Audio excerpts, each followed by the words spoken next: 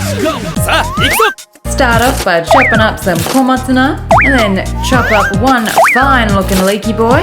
Always chop on the diagonals because we're fancy. Pop everyone off to the side and then start chopping up one carrot. Peel off the skin and then chop them into thin slices.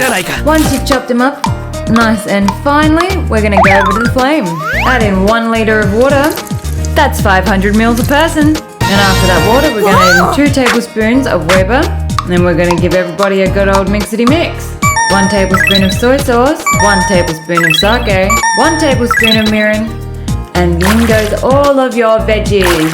Make sure you're keeping them in nice little neat piles. And then pop in a bunch of your lovely frozen gyoza. And lastly, some ramen noodles.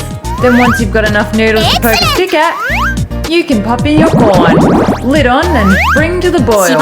And then once you're ready, you can take off your lid. You can add in a teaspoon of sesame seed oil. And done. Let's tuck in. うわー、いただきます。 So if it's just getting chilly, or maybe it's just warming up but it's not quite that warm yet, this is a perfect recipe for you. Super nutritious and super warming. We do have a couple of tips just to get this absolutely perfect. Number 1, choose big gyoza.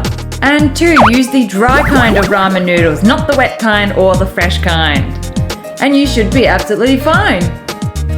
If you like what we do this practically every other day, so leave us a comment, like, subscribe, and we'll see you in the next one. Bye!